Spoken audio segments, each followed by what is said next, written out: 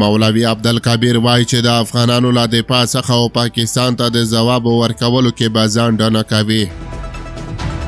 سلامونه ستړي مشئ، وخت مو په خیر، پام وکړئ د یاران ټي وي یوټیوب چینل څخه د نن ورځې تازه او مهم خبر ته. د رئیس الوزراء سیاسي مرستیال مولوي عبدالکبیر په پکتیکا ولایت کې د پاکستان د هوایي بریدونو په غبرګون کې خبرداری ورکړ چې د افغانانو له دفاع څخه به دریغ ونه کړي. د افغانستان اسلامي امارت په یوه خپاره شوې خبرپاڼه کې ویلي دي چې ښاغلي عبدالکبیر دغه څرګندونه د چهارشنبې په ورځ د کابل پوهنتون د محصلینو د فراغت غونډې په مراسمو کې کړي دي. نوموړي د پاکستان بریدونو ته په مستقیمه ډول له اشارې ورکولو پرته وویل اسلامي امارت د افغانانو له دفاع څخه دریغ نه کوي او دا هیڅ لوري امر نه مني.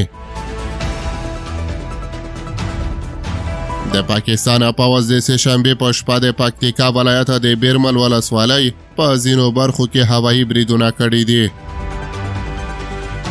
د افغانستان اسلامي امارت اعلان کړی چې په دغو بریدونو کې د ښځو، ماشومانو او وزیرستاني کډوالو په ګډون 46 ملکي وګړي وژل شوي او تر 100 زیات نورو ټپیان شوي دي.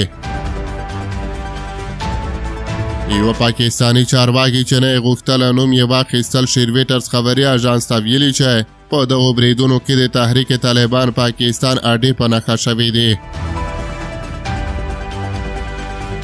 نوموړي د ملکي وګړو، ښځو او ماشومانو د وژلو په اړه دغه ادعاوې رد کړي دي. عبدالکبیر په افغانستان کې د تحریک طالبان پاکستان د اډو د شتون په اړه د پاکستان ادعاو ته په اشارې سره ټینګار وکړ چې د افغانستان اسلامي امارت هیڅ وسلهوالې ډلې ته اجازه نه ورکوي چې په افغانستان کې فعالیت وکړي.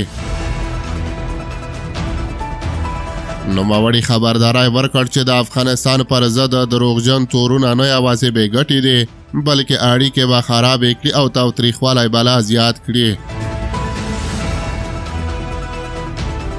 د پاکستان د هوایي بریدونو په غبرګون کې د افغانستان اسلامي امارت ملي دفاع وزارت ویلي چې دغو بریدونو ته به سخت ځواب ووایي.